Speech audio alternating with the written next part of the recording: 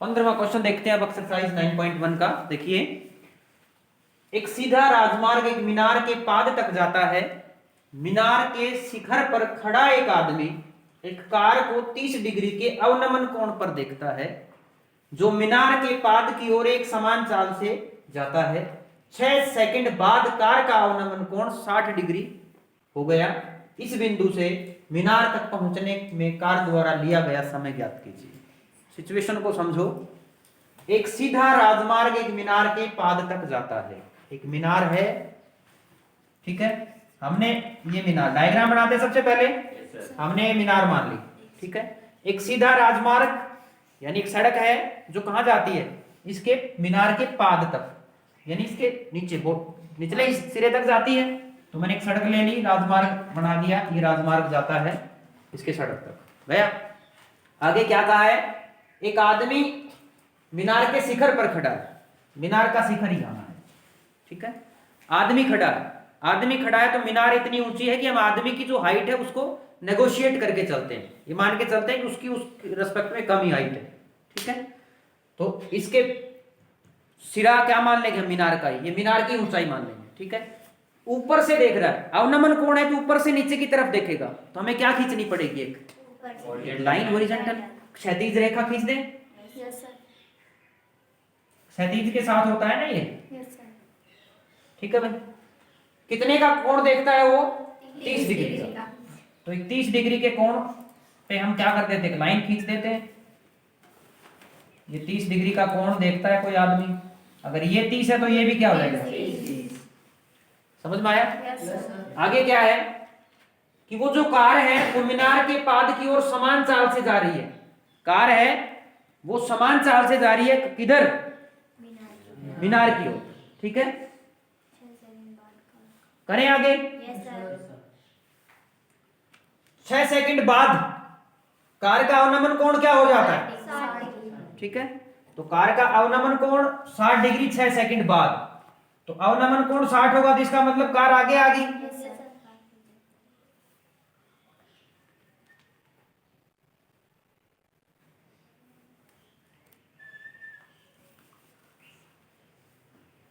ये पहले ये बनेगा 60, तो ये भी कितना बन गया, समझ में आ गया। अब क्या दे दिया, चलो 6 दिया हुआ है। 6 कहां, इसको नाम दे दूं मैं, इसका पी क्यू दे देता हूं, इसका ए बी दे देता हूं। तो 6 इसमें कौन सी दूरी है, कोई बोलेगा नहीं, हाथ खुड़ा खड़ा करना है, बोलना नहीं है, बस 6 कौन सी दूरी है ये बताना है। इसमें से 6 दिया हुआ है ना, ये 6 दे रखा है, कहां से क्या 6, तो 6 क्या ले, हमें बोलना नहीं है किसी को भी, 6 क्या लूं मैं, हाँ बताओ शाबाश sir, A B. A B कितने बच्चे बताते हैं कि ए बी 6 है, यहां पे शाबाश हाथ खड़े करो जो ये बताते हैं कि ए बी 6 है। तो यहां 6 लिख दूं, 6 लिख दूं भाई, क्या है समय। तो तेरा भी हाथ खड़ा था इसमें तो कि ए बी कितना है, आपने हाथ नहीं खड़ा किया, हाथ खड़ा कर रखा था कि 6 आएगा। तो फिर सेकंड है तो 6 नहीं लिख सकते, एक्स क्या सर, सेकंड को x मान के चलेंगे, 6x। सेकंड को x मान के चलेंगे, 4 बराबर दूरी बटे समय उस साइड, 4 बराबर समय गुणा दूरी बराबर समय गुणा 4, सर वो 6। तो फिर 6 यहाँ पे क्या है, कंफ्यूज नहीं होना है इसमें। अब तक जितने भी क्वेश्चंस किए थे हमने, सभी में क्या दी हुई थी, दूरी दे रखी थी कि यहां से लेके यहां तक क्या है, दूरी दी हुई है, ठीक है। अब दूरी नहीं दे रखी, क्या दे दिया, समय दे दिया। समझ में आ गया, क्या दे दिया, समय। तो समय कभी ऐसे थोड़ी लिखते हैं, ए बी का मतलब तो क्या होती है, दूरी। तो यहाँ पे 6 नहीं लिखना, इसको 2 तरह से कर सकते हैं। अब क्या करेंगे, क्योंकि यहाँ पे चाल का जिक्र दे दिया कि एक समान चाल से चल रही है, तो या तो आप मान लो, चाल को मान लो, या देखो चाल, दूरी और समय 3 चीजें हैं। समय दे दिया, चाल और दूरी नहीं दे रखी, तो एक को मान लो, दूसरी निकालनी पड़ेगी। चाल मानोगे तो दूरी निकल जाएगी, या दूरी मान लो, बाद में चाल देख लेंगे। समझ में आ गया। तो क्या मानोगे आप, चाल मानोगे या दूरी मानोगे, चाल मैं आज आपको ये दूरी मान के करवा रहा हूँ, चाल से आप खुद करके ट्राई करना, नहीं आता है तो मैं बताऊंगा। ठीक है, ठीक है भाई, समझ में आया कि नहीं आया? Yes sir. इस क्वेश्चन को इसको हम क्या करेंगे, दूरी डायरेक्ट नहीं लेनी, आपको मान के चलना पड़ेगा इन तीनों में से एक चीज को। ठीक है, इसमें पूछी भी क्या है, इसने समय ही पूछा है लास्ट में भी, कि यहां से लेके यहां तक की तो समय कितना दे दिया 6, आगे कितना समय लेके, यानी ए से पी तक जाने में कितना समय लेगा ये पूछा है, ए से पी तक कितना समय लेगा ये पूछा है। समझ में आ गया? समझ में आया कि नहीं आया? तो मैं दूरी मान लेता हूं, ये दिया हुआ है क्या, कुछ नहीं दे रखा, तो इसको क्या मान लेता हूं मैं, h मान लेता हूं। इस दूरी को क्या मान लूं मैं, कोई बात नहीं, x y कोई भी मान सकते हो, इसको x मान लो, मैंने दूरियां ही मान ली, दूरियों से निकाल रहा हूं, आप चाल मान के भी दूरी ज्ञात कर सकते हो। ठीक है, बैठ जाओ, करें अब। देखिए अब क्या करेंगे हम, एक बार x निकालना होगा हमें और एक बार y निकालना होगा। ये बात समझ में आ रही है कि नहीं आ रही? एक बार x निकाल लेंगे, एक बार y निकाल लेंगे। तो पहले क्या निकल सकता है, x, छोटी त्रिभुज लेते हैं, तो त्रिभुज का नाम लिख दो, क्यू पी ए में, मैं डायरेक्ट लिख रहा हूँ, h बटा x बराबर tan 60। ठीक है, दिस इंप्लाइज h बटा x बराबर tan 60 का मान कितना होता है, √3। दिस इंप्लाइज √3x बराबर h, हमें तो x निकालना है, h बटा √3, समीकरण नंबर 1। x का मान तो आ गया, अब क्या निकालना है हमें, y। तो कौन सी त्रिभुज लेंगे हम, क्यू पी बी में, त्रिभुज क्यू पी बी में, डायरेक्ट लिखो भाई, h upon x plus y h upon x plus y tan 30। ठीक है, तो दिस इंप्लाइज क्या हो जाएगा, यहां से क्रॉस मल्टीप्लाई कर दूं क्या, क्रॉस मल्टीप्लाई तो बाद में करेंगे, पहले क्या लिख देता हूं, पहले tan 30 का मान लिख देता हूं, तो ये क्या आ जाएगा, h upon x plus y equal to 1/। ठीक है, मल्टीप्लाई करें x प्लस y, अब की बार हमें y का मान निकालना है, तो x प्लस y और एक की गुणा x प्लस y हो जाएगी इक्वल टू √3 इंटू h। ठीक है भाई, हमें मान किसका निकालना है, y का, तो यहां से y क्या हो जाएगा, y क्या हो जाएगा, √3h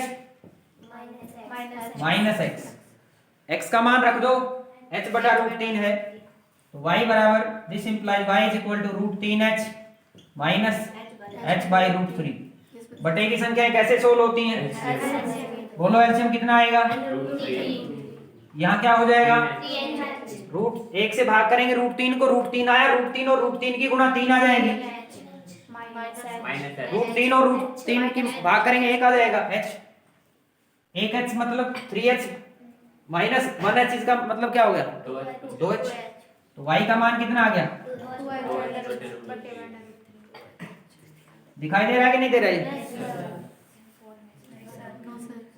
नहीं दिख रहा, यहां तक दिख रहा है, कोई बात नहीं, इसको ऊपर लिख देते हैं, कितना आ जाएगा, अब आ नहीं गई, कितना आ जाएगा, y is equal to 2h upon √3। ठीक है, इतना मीटर समझ में आया कि नहीं आया, समझ में आ गया यहां तक।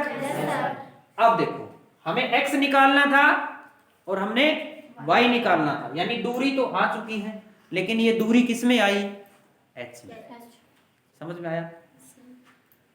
अब इस दूरी में और समय में क्या दिया हुआ है, संबंध दे रखा है, तो वो संबंध लगा देते हैं, एक एक नियम लगा देंगे, सबसे आसान यही पड़ेगा। ठीक है, वैसे समय चाल निकालोगे थोड़ा लंबा पड़ेगा, मैं डायरेक्ट संबंध लगा देता हूं। ठीक है, क्या निकालना है हमें, x y दूरी तय करने में कितना समय लिया गया था, 6 सेकंड। जब एक एक नियम लगाते थे तो जो चीज निकालनी होती है उसको राइट में लेते हैं या लेफ्ट में लेते हैं, राइट में, तो हमें निकालना क्या है, समय, तो समय को हम राइट में लेंगे। इस तरह से लैंग्वेज बनाओ कि राइट में समय आए, तो क्या लिखेंगे हम, y दूरी तय करने में लिया गया समय 6 सेकंड। समझ में आ गया। अब प्रश्नानुसार क्या हो जाएगा, प्रश्नानुसार y मीटर या y दूरी सीधा लिख दूं क्या, अंडरस्टूड। y दूरी तय करने में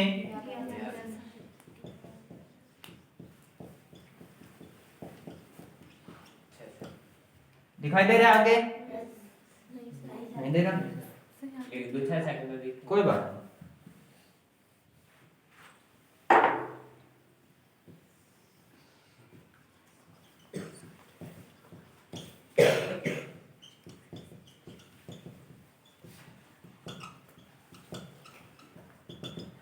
लिया गया समय बराबर 6 सेकंड, यहां तक तो दिखाई देगा, ठीक है भाई।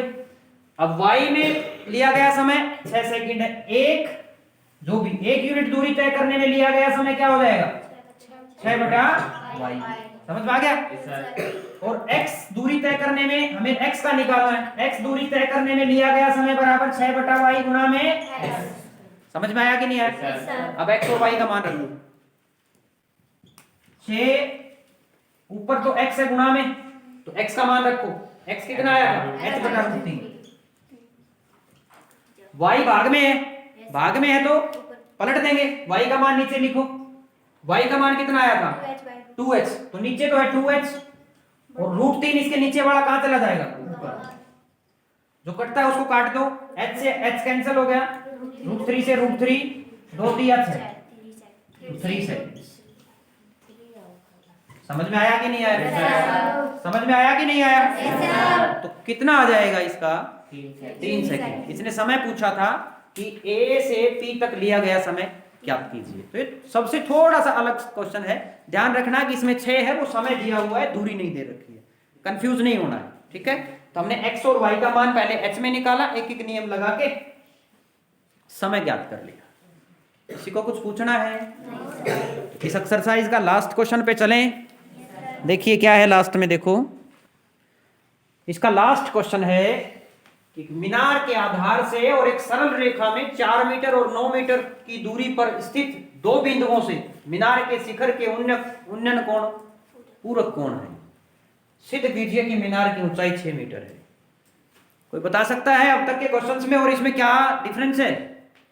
अब तक जो क्वेश्चंस मिले थे उसमें हमें क्या था, उसमें ऊंचाई ज्ञात कर रहे हो, इसमें पहले दे दी। हाँ एक तो इसमें आंसर दिया हुआ है कि हमें क्या करना है कि 6 मीटर है, दूसरा क्या अंतर है, पूरक कोण के द्वारा। इससे पहले तक के क्वेश्चंस में क्या दिया हुआ था, कोण का मान दे रखा था कि इतने इतने कोण है, यहाँ पे कोण का मान नहीं दे रखा, क्या कह दिया कि पूरक कोण है। तो कितने बच्चे बता सकते हैं कि दो कोण तो दो ही होंगे, आपको दो बिंदु दे रखे तो दोनों बिंदुओं से कोण होंगे, तो दोनों बिंदुओं से कोण होंगे तो दो कोण पूरक कोण कब कहलाते हैं, क्या,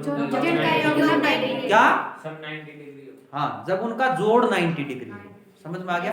कंप्लीमेंट्री एंगल्स कहते हैं इंग्लिश में, जब दो कोणों का जोड़ 90 हो तो कंप्लीमेंट्री कहलाते हैं, जोड़ 180 हो तो सप्लीमेंट्री कहलाते हैं, संपूरक हो जाते हैं फिर वो, ठीक है। कोई पूछ ले कि 100 का संपूरक कोण बताइए क्या होगा, 80, समझ में आ गया। 40 का संपूरक कोण बताओ, 140, और 40 का पूरक कोण बताओ, 50, 50, समझ में आ गया कि नहीं आ गया। Yes. आपसे कोई पूछ ले कि दो ऐसे कोण बताओ जो पूरक हो और बराबर भी हो, 45, समझ में आ गया कि नहीं आ गया। वेरी, देखिए डायग्राम बनाए, डायग्राम में क्या है, मीनार के आधार से एक सरल रेखा में, पहले तो एक मीनार है फिर उसके आधार से सरल रेखा, ठीक है। तो मीनार ले लेते हैं, हमने मीनार ले ली, इसके आधार से एक सरल रेखा ले ली, ठीक है भाई। क्या कहा है अब इसने, 4 मीटर और 9 मीटर दूरी पर दो बिंदु स्थित हैं, तो एक बिंदु 4 मीटर ले लेता हूं, एक क्या ले लेता हूं 9 मीटर, थोड़ा सा बड़ा बनाऊं, कितना है, बहुत है, बहुत है, इसको थोड़ा, ठीक है। तो एक तो यहां ले लेते हैं, ठीक है, ये तो कितना दे दिया 4 मीटर, यानी ये दूरी दे दी 4 मीटर यहां से लेके यहां तक, और दूसरा 9 मीटर,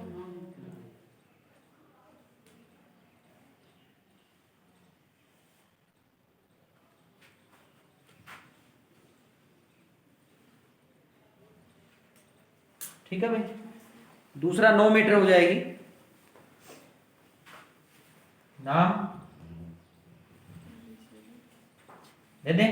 यस सर। इसका नाम दे देते हैं पी क्यू और इनका नाम दे देता हूं ए बी। अब 9 कहां से कहां तक है? बी बी बी से पी तक, तो 9 मीटर। के पास इसकी हमें जरूरत ही नहीं पड़ेगी, हमें क्या चाहिए? हमें तो बड़ी त्रिभुज चाहिए ना, यस सर। तो राइट एंगल ट्रायंगल है, तो ये इसकी ये भुजा है, बड़ी की वो है, तो 5 निकालने की जरूरत ही नहीं पड़ेगी।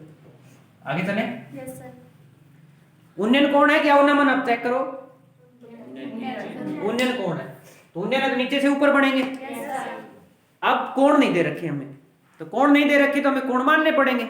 एक कोण को मान लो आप, कौन से को मानते हो? इसी को मान लेते हैं, थीटा मान लूं, यस सर। इसको थीटा मान लेता हूं। अब जैसे मैंने पूछा था कि 40 का पूरक कोण बताओ, 50 तो पूरक क्या था? जिन दो का जोड़ 90 होता था, तो 40 में क्या जोड़े कि 90 आ जाए? 50। समझ में आ गया? Yes sir. तो क्या किया हमने? 90 में से 40 को घटाया तभी तो 50 आया। तो अब एक एंगल थीटा मान लिया, तो दूसरा क्या होगा? समझ में आया? Yes sir. तो दूसरा क्या हो जाएगा? 90 माइनस थीटा। ठीक है भाई, चलें यस सर लगाओ। अब क्या नहीं है अपने पास? पूछा क्या था? मीनार की ऊंचाई, ऊंचाई को मैं h मान लेता हूं। ऊंचाई को मैंने क्या मान लिया? ठीक है भाई, करें आगे। अब यस सर। देखिए,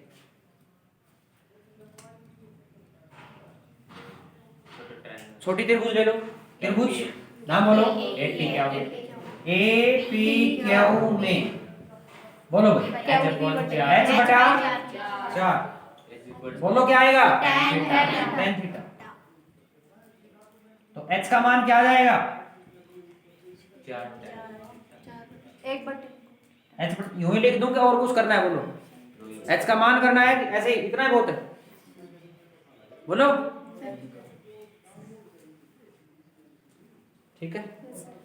h का मान 4 tan थीटा लिख दिया। Equation number first.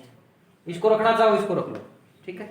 अब दूसरी त्रिभुज में लगाओ, त्रिभुज क्यू पी बी में लगाओ, h बटा ठीक है भाई, करें सोल्व। Yes sir. क्या हो जाएगा? यहां से tan का ही मान रख लेंगे, फिर हम एक बार चलते हैं। क्या आएगा? दिस इंप्लाइज h बटा 9 बराबर tan 90 माइनस थीटा क्या होता है? Cot theta. और कोट थीटा को क्या लिख सकते हैं हम? cos थीटा h बटा 9 tan के रूप में लिखना चाहिए।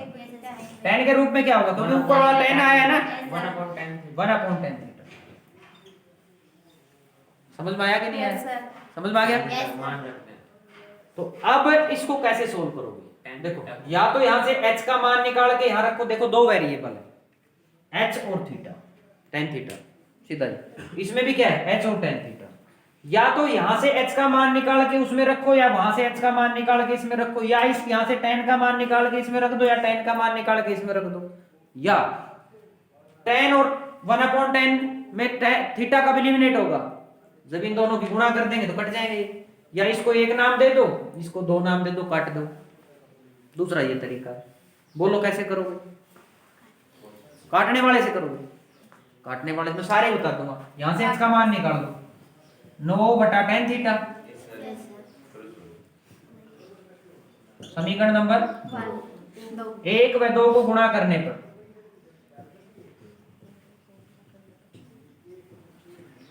करें भाई गुणा। गुणा कैसे होगी? लेफ्ट हैंड साइड को लेफ्ट हैंड साइड से गुणा, राइट हैंड साइड को राइट हैंड साइड से गुणा। लेफ्ट हैंड साइड क्या थी इसमें? h, और इसमें भी क्या है? h बराबर। राइट हैंड साइड क्या थी? 4tan theta. इसकी राइट हैंड साइड क्या थी?